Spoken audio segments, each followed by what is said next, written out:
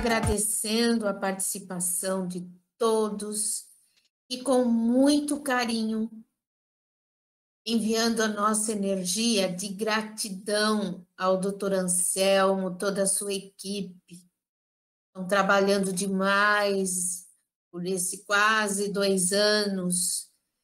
É grandioso o trabalho dos amigos da espiritualidade, de todas as casas, de todos os segmentos. Eu trabalho do lado de lá, eles trabalham todos juntos, em nome de Deus. Mas a equipe encarnada, a equipe física do União Espírita Luz Divina, também está trabalhando muito nas campanhas e nas doações que eles estão recebendo, doando para vários grupos, para a ONG Irmãos de Rua, para o CELA e também para um grupo de refugiados. Nós estávamos colaborando com uma outra casa de Santo André, então também recebemos algumas roupas, recebemos um pouco de arroz, caixas com fraldas geriátricas, porque nós colaboramos também nessa outra casa com um asilo. Então, o trabalho do Luz Divina não parou, nem no mundo espiritual, que a gente já sabe, e nem no mundo físico. Então, unidos nesta energia de amor, hoje nós vamos ter a Beth, que vai conversar com a gente hoje, e vamos iniciar a nossa prece inicial com essa energia tão envolvente, tão amorosa do nosso amigo Fernando, que vai fazer para nós a prece inicial. É com você, amigo. Olá, boa noite a todos. É muito bom realmente sempre participar com vocês. Desejo a todo mundo, né, uma noite proveitosa aí de muita troca e os corações abertos aí para receber a palestra da Beth, tá bom?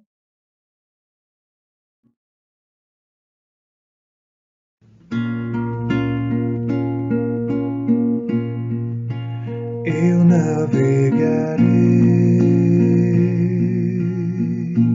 no oceano do Espírito e ali adorarei ao Deus do meu amor. Eu navegarei no oceano do Espírito e ali adorarei ao Deus do meu amor. Espírito, Espírito, que desce como fogo, vem como em Pentecoste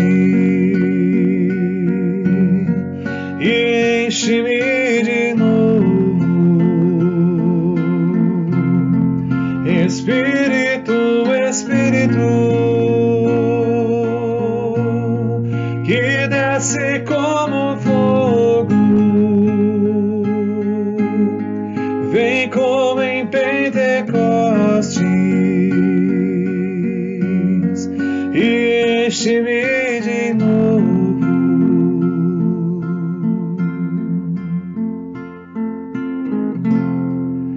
Eu adorarei ao Deus da minha vida, que me compreendeu sem nenhuma explicação. Eu adorarei ao Deus da minha vida, que me compreendeu sem nenhuma explicação. Espírito, Espírito, que desce como fogo, vem como em Pentecostes e enche-me de novo. Espírito, Espírito, que desce como fogo, vem como em Pentecostes e enche-me de novo. Eu adorarei.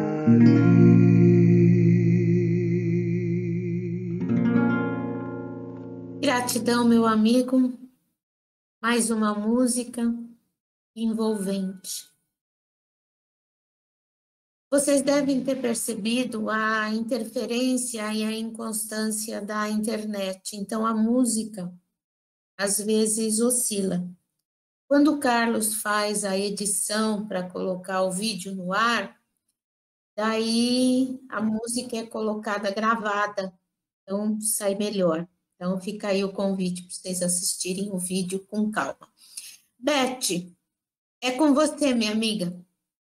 Hoje, com muita energia, porque o conteúdo mexe com qualquer um, né?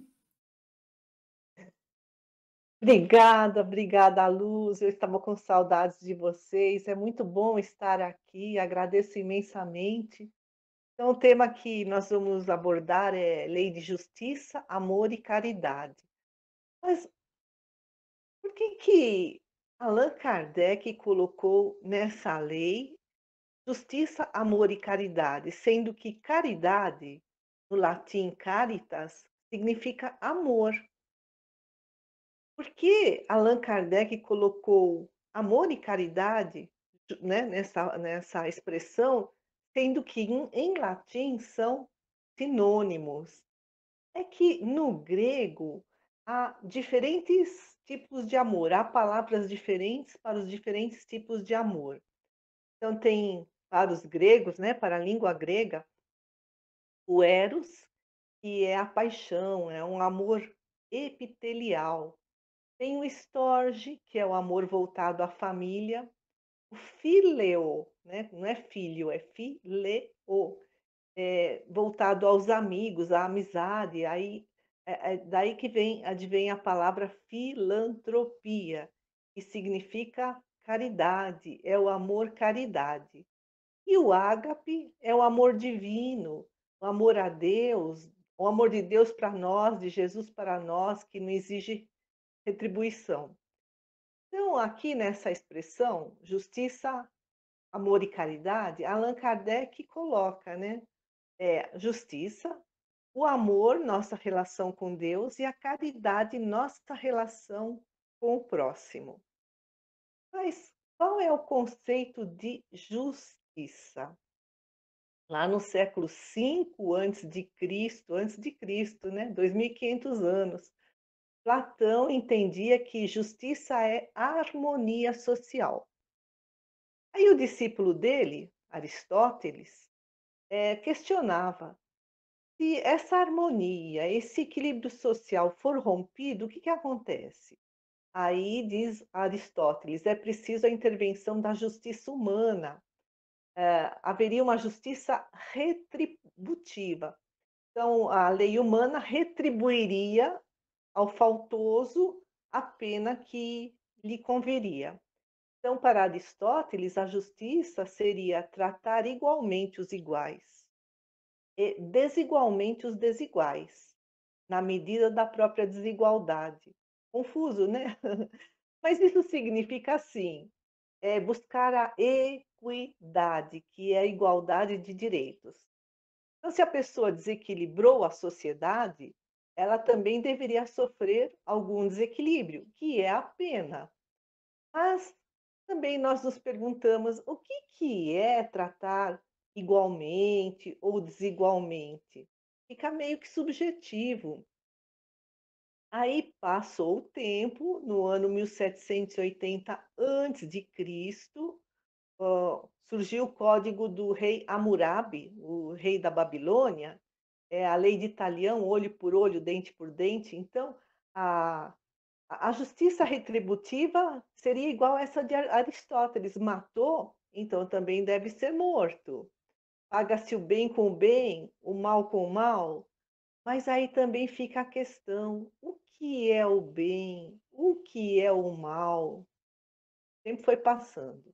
Já no século XIII depois de Cristo, o grande filósofo e teólogo da escolástica da Idade Média, Tomás de Aquino, ele dizia que justiça é dar a cada um o que é seu, mas também é um conceito subjetivo, porque cada pessoa tem uma ideia diferente do que lhe é seu. E aí vem o livro dos Espíritos, trazido pelos benfeitores, né, pelos codificadores da nossa querida doutrina no século XIX, e fecha a questão. Justiça é a defesa dos direitos de cada um. Quais são esses direitos? Eles falam em dois direitos: o direito à vida e o direito à propriedade adquirida, desde que essa aquisição não envolveu o prejuízo de ninguém. É aquela aquisição honesta. Então, segundo os espíritos, né, os direitos naturais são os mesmos para todos, porque todos somos filhos de Deus. E esse reconhecimento, então, dos direitos naturais se torna a base do sentimento de justiça. Hoje em dia, tem uma teoria no direito que chama justnaturalismo, que prega também essa ideia do direito natural e que fala que o direito natural é estabelecido pela natureza. Por isso mesmo, é válida em qualquer lugar. E então, por isso que deve-se seguir um padrão universal de ação. E o direito natural, então, distingue, segundo o justnaturalismo, as necessidades naturais e aquelas necessidades que são efêmeras, supérfluas, mas quem ordena e que é necessário é a natureza. Com que fim? Para preservar e promover a vida humana. Isso é o que diz, né, o direito. E lá no Livro dos Espíritos, na questão 873 também, eles nos ensinam que o sentimento de justiça está na nossa consciência. Por isso que diante de uma injustiça, nós nos revoltamos. E à medida em que nós vamos progredindo moralmente, esse sentimento de justiça também se desenvolve. Dizem lá os espíritos: tendo os homens formulado leis apropriadas a seus costumes e caracteres, elas, as leis, né, estabeleceram direitos mutáveis com o progresso das luzes, ou seja, com o progresso da humanidade. Então, os direitos, a concepção de direito foi mudando à medida da história da humanidade. A gente viu, né, como esse conceito foi se transformando em Platão, Aristóteles, Hammurabi, Aquino e até chegar no Livro dos Espíritos. Então, a gente vê que o conceito de justiça muda ao longo do tempo. A nossa, né, nós, seres humanos. Então, o Aristóteles fala em justiça retributiva, que até hoje se estuda. Então, na lei de Italião, matou, morre. Então, qual é a retribuição dessa pena? É uma pena de morte. E hoje em dia, no direito penal, hoje em dia não, mas há mais tempo no direito penal, né? Essa justiça retributiva para alguém que cometeu alguma falta é a reclusão, para que haja ordem social. Então, a pessoa fica encarcerada para manter o equilíbrio social, como já dizia Platão. Mas hoje esse conceito se estendeu ainda mais, porque não basta encarcerar, a própria justiça humana diz isso, é preciso reeducar. Então, essa retribuição, né? Que a retribuição é a pena, assim, em vista da falta. foi de morte para reclusão com reeducação. E essa mudança de conceito indica o nível da evolução social de um povo. Hoje em dia também, né, há povos que ainda defendem a pena de morte, outros já não, né? A pessoa é reclusa, mas tem todo um trabalho de reinserção na sociedade. E outra questão também trazida pelo Livro dos Espíritos é que a lei humana regula as leis sociais, lógico, né? Mas tem muita coisa que a gente pensa, que a gente faz, que ninguém fica sabendo. É só a gente, fica lá escondidinho, passa ignorada pelas leis humanas. Mas a consciência registra tudo. Olha, a lei de Deus é perfeita, a justiça divina é perfeita, né? Infinitamente perfeita.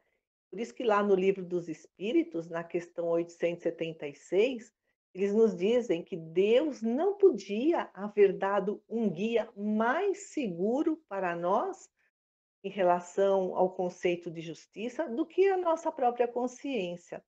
Então, nós temos um senso de justiça, está na nossa consciência. É uma sementinha que vai se desenvolvendo à medida em que evoluímos. Mas aí muitos dirão assim, né? Que nem sempre seguimos o que diz a nossa consciência. Por que isso? E nós ainda estamos no estágio evolutivo, né, pequeno, e nós misturamos justiça e paixão. Paixão, assim, no sentido de orgulho, egoísmo, personalismo, e vamos atrás, né, do que achamos que é nosso, que temos direito, ainda é esse egoísmo. Mas direito e justiça deveriam ser sinônimos perfeitos, e um dia serão, quando a humanidade já estiver mais evoluída. Mas aqui na Terra ainda não, né? Nem sempre andam juntas. A gente, até lá os espíritos dizem que a justiça humana favorece ricos e poderosos. Então há muitos privilégios. Privilégio vai na contramão da equidade, né? Que tratar a todos iguais, defender os direitos de todos. Então, dizem os espíritos, a justiça humana favorece ricos e poderosos em detrimento dos pobres e fracos. Isso é que significa iniquidade, né? Que é a não equidade. Iniquidade, a pessoa iníqua, a iniquidade é contrária à equidade, o respeito à igualdade de direitos. Então, esse sentimento, esse conceito de justiça evolui à medida em que a sociedade também evolui, os povos evoluem. O sentimento de justiça também se desenvolve à medida em que evoluímos. Por quê? Tanto na evolução intelectual, na aquisição de conhecimentos, como na evolução moral. Então, como é que acontece isso? Primeiro, nós aplicamos o que achamos justos a nós, é, ao que nos convém. E com o tempo, com a nossa evolução, essa justiça se amplia para todos de maneira mais elevada, mais pura. Então, o conceito de justiça varia também segundo o grau de evolução de cada pessoa, segundo o seu progresso moral, intelectual. Por exemplo, nós fazemos, em relação ao progresso intelectual, nós fazemos um juízo, um julgamento, uma avaliação de algo, de alguém, de um evento, né? Mas aí nós vamos atrás de mais informações, adquirimos um melhor conhecimento desse algo, desse alguém, desse evento, e nós ampliamos a nossa visão, refletimos com mais cuidado e podemos até mudar o nosso juízo. Quantas vezes já aconteceu isso conosco? É um bom sinal, né? Refletir sobre o que estamos avaliando. E o Espiritismo explica também que quanto mais esclarecimento temos, mais se amplia a nossa consciência, também maior é a nossa responsabilidade. diante do que fazemos, falamos.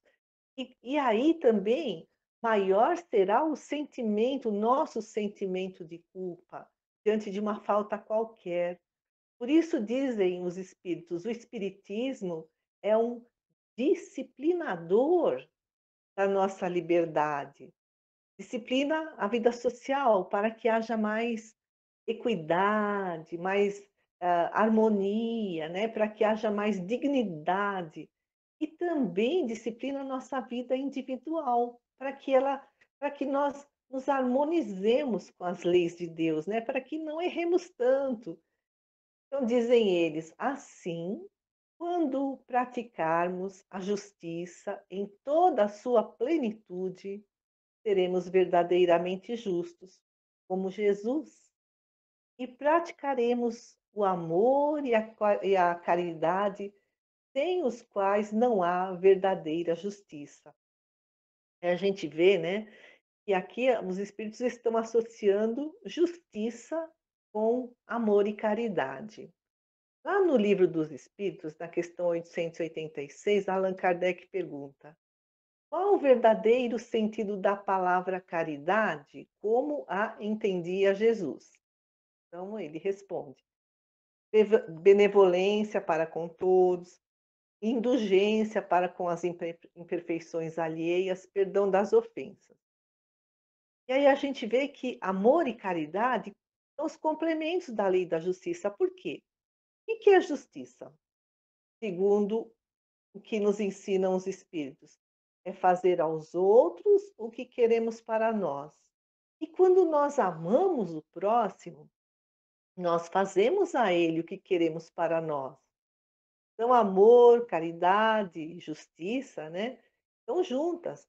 Então, não é só essa caridade material, é também essa caridade moral, benevolência, indulgência, perdão. E lá no Livro dos Espíritos, na questão 648, também nós aprendemos que a lei de justiça, amor e caridade é a mais importante de todas as leis, porque promove o nosso progresso moral. Resume todas as leis: lei de adoração, de trabalho, de reprodução, de conservação, de destruição, de sociedade, de progresso, de igualdade, de liberdade. E aí eu gostaria de fazer uma reflexão sobre uma passagem que está lá em Mateus, capítulo 25, versículos 31 a 46, intitulado O Juízo Final. Então, diz, né, o evangelista, quando Jesus vier em sua majestade, acompanhado de todos os anjos, sentará no trono de sua glória. As nações estarão reunidas diante dele e Jesus irá separar as ovelhas dos cabritos e colocará as ovelhas de um lado e os cabritos de outro. E Jesus dirá às ovelhas: vinde, benditos de meu Pai, tomai posse do reino de Deus. Pois tive fome e me destes de comer, tive sede e me destes de beber, estava sem teto e me hospedastes, estive nu e me vestistes, estava doente e me visitastes, estava preso e fostes me ver. E os justos perguntarão: quando te demos de comer, beber, quando te hospedamos, agasalhamos, quando te visitamos? E Jesus responde: todas as vezes em que assististes a um dos mais pequenos dos meus irmãos, foi a mim que o fizestes. E Jesus fala, né? Os justos irão para a vida eterna. E os cabritos, os injustos, irão para o suplício eterno, porque não foram justos e nem caridosos com os necessitados. Então, né, nessa passagem, em que se baseou o veredito de Jesus? Veredito é a decisão de um julgamento na prestação ou não da assistência. Quando Jesus disse também: tive fome, tive sede, careci de teto, estive nu, estava doente, preso. ele, Jesus, se coloca na situação do necessitado. Isso é empatia, colocar-se no lugar daquele que sofre. Está nos ensinando também a sermos empáticos, e a empatia estimula o sentimento de compaixão. Jesus não se refere somente à assistência material, porque as pessoas têm fome e sede também de atenção, de carinho, de compreensão, de amor. Então é o que Jesus disse, né? A caridade é benevolência, indulgência, perdão, que é a base da harmonia entre os homens, para que haja uma sociedade mais justa, mais fraterna. A gente pode ver lá em Obras Póstumas de Allan Kardec, num capítulo chamado Liberdade, Igualdade, Fraternidade. Então, nesse livro, Jesus não, Kardec fala, né, sobre cada um desses conceitos. É que ele fala que essas três condições, liberdade, igualdade e fraternidade, é que nos levarão ao mais absoluto progresso, né, da nossa humanidade.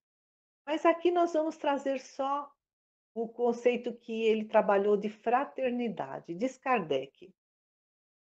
A fraternidade resume todos os nossos deveres com o próximo: devotamento, abnegação, tolerância, benevolência, indulgência. Diz ele, numa sociedade fraterna, não há privilégios e direitos excepcionais. Por isso mesmo, não há miséria, não há injustiça social, não há exploração.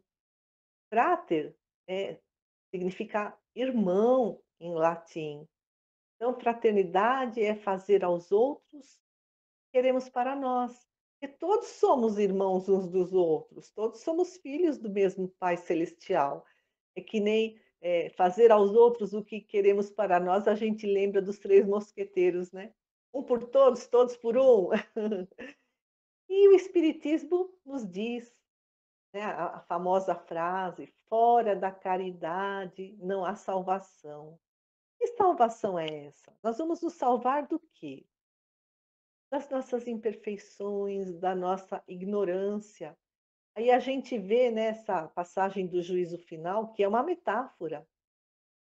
Os justos irão para a vida eterna. Eles habitarão mundos de regeneração, mundos mais felizes. Os injustos irão para o suplício eterno. Mas aí também é só uma metáfora, é eterno esse suplício enquanto esses injustos não se libertarem das suas mazelas morais. Então, Jesus associa, também, né, nessa passagem do juízo final, que está transcrita lá no Evangelho, Jesus associa justiça, caridade e salvação. E todos nos salvaremos, mais cedo ou mais tarde, ou por uma escolha inteligente, né, exercitando o amor, a caridade, ou então não, né? Seremos empurrados pela dor. E o apóstolo Paulo também, lá no Evangelho segundo o Espiritismo, no capítulo 15, item 10, ele nos ensina que, nessa máxima, fora da caridade não há salvação, tá? Todo o destino dos homens na terra e no céu. Na terra, porque haverá paz. E no céu, porque esses justos habitarão planos espirituais mais felizes. Mas, diz Paulo de Tarso lá no Evangelho segundo o Espiritismo, não basta não fazer o mal. Isso é inércia, isso é ficar despreocupado. Não, fazer o bem exige força de vontade. E a caridade, então, é a própria essência do amor ao próximo. Quando Jesus diz, né, amar ao próximo como a si mesmo, fazer aos outros o que queremos que os outros nos façam. Essa frase de Jesus, essa máxima de Jesus, resume todos os nossos deveres para com o próximo. Voltando a Paulo de Tarso, lá no Evangelho segundo o Espiritismo. Ele diz que quando os homens adotarem a lei de justiça, amor e caridade como regra de conduta e base de suas instituições, as instituições são feitas por homens, né? Homens e mulheres. Então, quando os homens adotarem a lei de justiça, amor e caridade como regra de conduta e base de suas instituições, compreenderão a verdadeira fraternidade e farão que entre eles reine a paz e a justiça. E é isso que o mundo está precisando, mas nós chegaremos lá, né? Leon Denis, um grande pensador, filósofo, continuador da doutrina espírita, escreveu muitos livros. Um deles chama Depois da Morte. E ele fala que o advento do espiritismo, né, a chegada do espiritismo, trazendo os ensinamentos dos espíritos, foi um dos maiores eventos da história da humanidade. Olha só o que nos diz Leon Denis. A gente concorda, né? A chegada do espiritismo foi um dos maiores eventos da história da humanidade. E Leon Denis fala, né, no tempo de Jesus, passados já 2000 anos, na época que Leon Denis escreveu, tinha passado 19 séculos, porque ele viveu no fim do século XIX, começo do século XX, né? Então ele diz que no tempo de Jesus o paganismo estava ruindo, a adoração, né, a vários deuses, a sociedade estava corrompida. E aí, no meio de tudo isso, Jesus nos traz o conceito e nos ensina a prática da caridade e da fraternidade. E aí diz Leon Denis, e no século XIX, a sociedade estava petrificada por interesses materiais. Então, no século XIX, muitas pessoas descrentes dos dogmas religiosos, né, que se chocavam com tantas descobertas que apareciam, a teoria da evolução das espécies de Darwin, a descoberta dos dinossauros, né, fósseis, os movimentos dos astros. Então, tudo isso vinha se chocar com o dogmatismo da igreja do século XIX.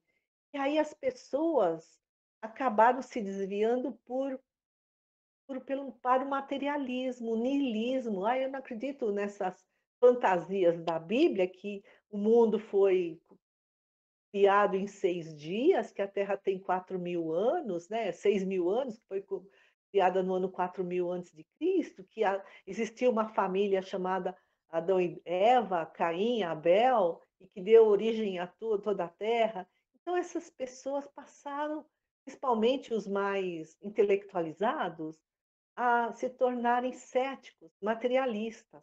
E aí Leon Denis fala, né, essa sociedade do século XIX, que estava petrificada pelos interesses materiais, viu surgir o espiritismo. Diz ele, uma filosofia racional, trazendo em si os germes de uma transformação social. Então, uma filosofia racional, porque o espiritismo surgiu como ciência. Allan Kardec, professor Rivail, né, começou a observar o movimento das mesas girantes, a tipologia, né, os barulhos.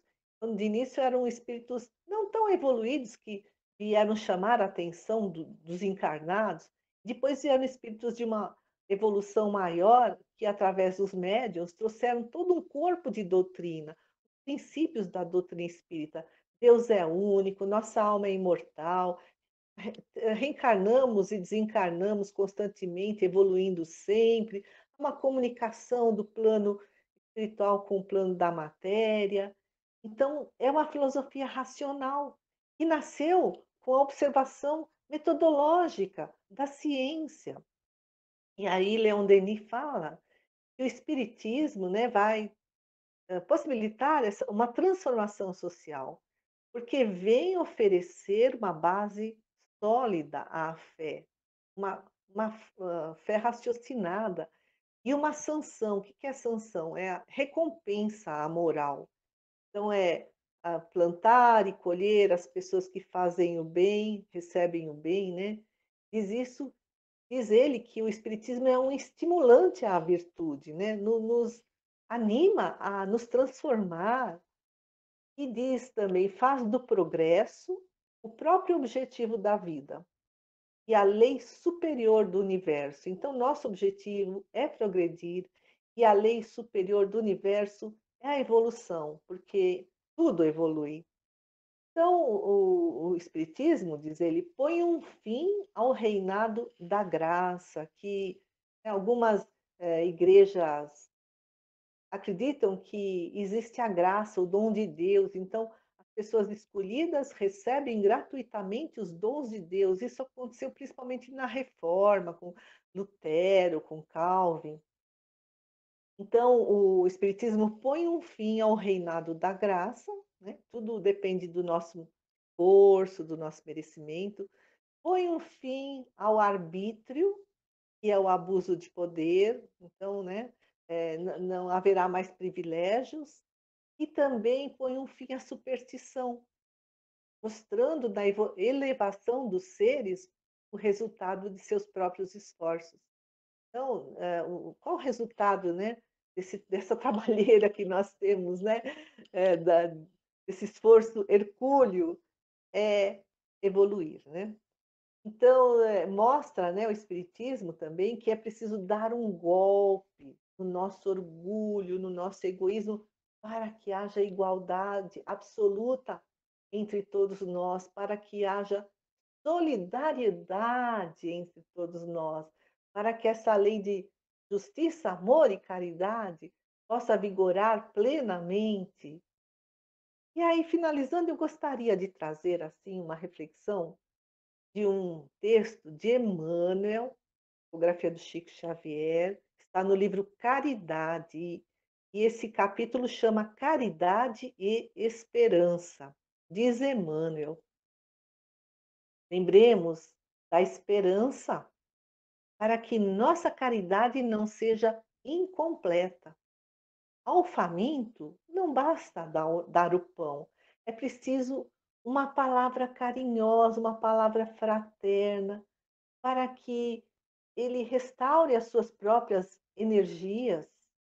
Ao morador de rua também, não é só dar a roupa, é agasalhá-lo com o nosso sorriso espontâneo para que ele se reerga e possa seguir adiante, revigorado, mais tranquilo.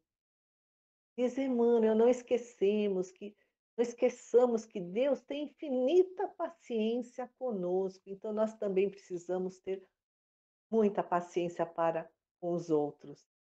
Finalizando, diz Emmanuel, aliviar com azedume é alargar a ferida de quem padece. E dar com reprimendas é envolver o socorro em repulsivo vinagre, desânimo ou desespero. Seja para os que te rodeiam a permanente mensagem de amor, que tudo compreende e perdoa, amparando e auxiliando sem descansar, porque somente pela força do amor alcançaremos a luz imperecível da vida. Obrigada pela atenção, amigos queridos. Beth, gratidão por esse passear pela história da humanidade. Mas a gente vai fazer nosso intervalo musical com o Fernando e a gente volta a conversar. Fernando? Vamos lá.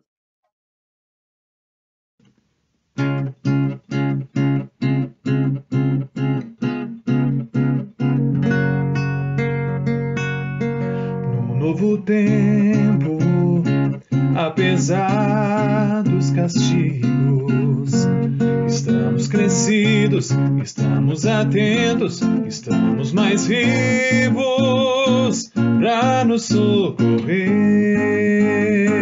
pra nos socorrer, pra nos socorrer. No novo tempo, apesar dos perigos, da força mais bruta, da noite que assusta, estamos na luta pra sobreviver, pra sobreviver, pra sobreviver, pra que nossa esperança seja mais que vingança, seja sempre um caminho que se deixa de herança. No novo tempo, apesar dos castigos, de toda fadiga, de toda injustiça, estamos na briga pra nos socorrer, pra nos socorrer, pra nos socorrer. No novo tempo, apesar dos perigos, de todos os pecados, de todos os enganos, estamos marcados pra sobreviver, pra sobreviver, pra sobreviver. No novo tempo, apesar dos castigos, estamos em cena, estamos na rua, quebrando as algemas, pra nos socorrer, pra nos socorrer, pra nos socorrer. No novo tempo, apesar dos perigos, a gente se encontra cantando na praça, fazendo pirraça, pra sobreviver, pra sobreviver, pra sobreviver. No novo tempo. Nós temos uma sequência aqui bem interessante.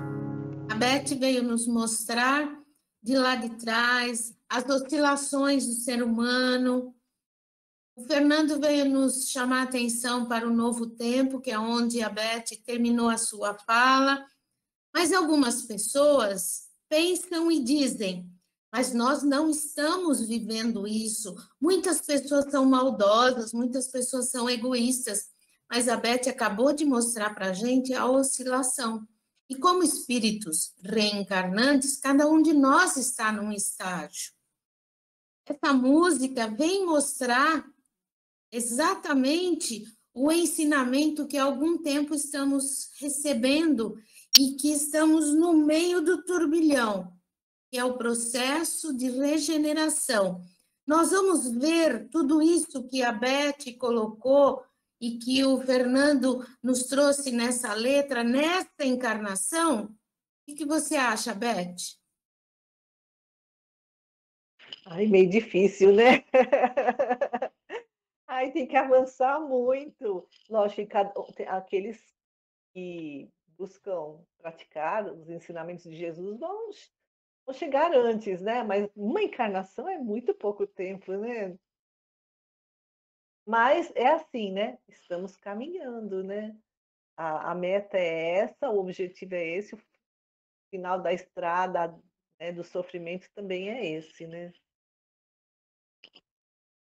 E eu entendo que o importante é estarmos atentos para que a gente consiga fazer o nosso melhor agora. Jesus, ele ensinou através do exemplo. Então, vamos prestar atenção qual está sendo a minha melhor atitude para colocar em prática a letra dessa música de um novo tempo. Nós temos, falando em tempo, nós temos um pequeno tempo para alguém abrir o microfone e falar alguma coisa. Quem gostaria?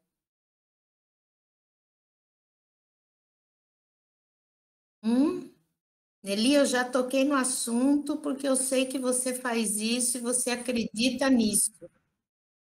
Não, você sabe, Luz, primeiramente, adorei a palestra, Beth, mas você acha que adivinhou, você cortou minha pergunta, porque quando você fala em caridade, um monte de coisa, tá certo, é praticar a caridade e tudo, mas o que eu achei interessante é que você falou, claro, mediante todo o estudo e tal, que a caridade em si também é você amparar uma pessoa, dar carinho, conforto, né? Então, não é só o ato de você prover de arroz, um feijão, sabe? Um leite, se preocupar com cobertor, mas também, às vezes, trocar uma palavra de aconchego, carinho. Eu tenho esse privilégio de estar na rua e poder, às vezes, pelo menos olhar para a pessoa e falar: não desista, você vale a pena. Eu acho que é por aí. Mas você cortou minha pergunta, viu, Beth? Obrigada, viu? Foi ótimo. Obrigada aí também. Obrigada. Nesse sentido, nós participamos de algumas atividades com moradores de rua, e é exatamente isso. As primeiras vezes eu ficava meio assim, sem saber o que fazer, porque eu achava o carro estava com comida, estava com papel higiênico, estava com água, o outro tinha roupa. Eu achava que ia pegar e sair distribuindo. Você quer? Você quer? Mas não. Eles paravam em grupos, chegava perto, cumprimentava. Tudo bem? Você precisa de alguma coisa? Na minha visão, ele estava precisando. Mas se você precisa, é no sentido, a pessoa está receptiva para receber. E muitas vezes, o maior tempo era sentar no chão ou em algum lugar e conversar. Depois é que eles acabavam pegando as coisas materiais. Então, esse ensinamento ele é muito grande e começa dentro de casa, né? A gente já recebeu o aviso aqui que nós temos 10 minutos. Então, eu vou pedir para o Fernando fazer para nós a música final. Mas antes, lembrando do nosso copo com água, para que o doutor Anselmo e toda a sua equipe possa fazer a fluidificação, que também tenhamos a nossa lista com os nomes das pessoas que nós vamos emanar energia de fortalecimento, e como sempre, fazendo a nossa corrente de energia e de fortalecimento àqueles espíritos que foram abortados, para que eles retomem a confiança para reencarnar novamente numa condição mais amorosa. Fernando, é com você. Obrigado, Luz. Deus abençoe a todos sempre. É o meu desejo.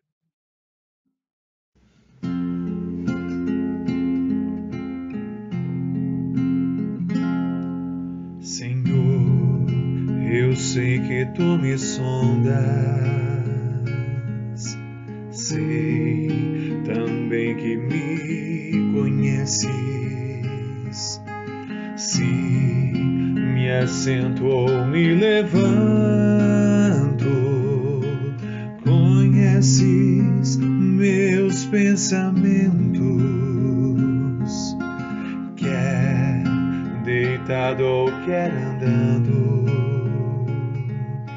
sabes todos os meus passos. E antes que haja em mim palavras, sei que em mim tudo me conheces.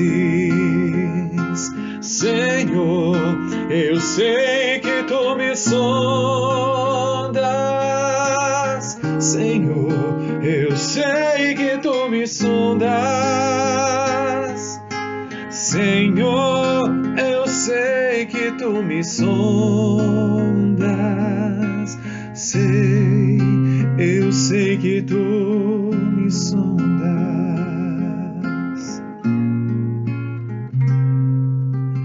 Deus, tu me cercaste em volta, tuas mãos em mim repousam. Tal ciência grandiosa, não alcanço de ir tão alta. Se eu subo até o céu, sei que ali também te encontro. Se no abismo está minha alma, sei que ali também me amas. Senhor, eu sei que tu me sondas. Senhor, eu sei que tu me sondas. Senhor, eu sei que tu me sondas. Eu sei que tu me sondas. Senhor, eu sei que tu me sondas. Senhor, eu sei que tu me sondas. Senhor, eu sei que tu me sondas. Eu sei que tu me sondas. Eu sei que tu me sondas. Eu sei que tu me sondas.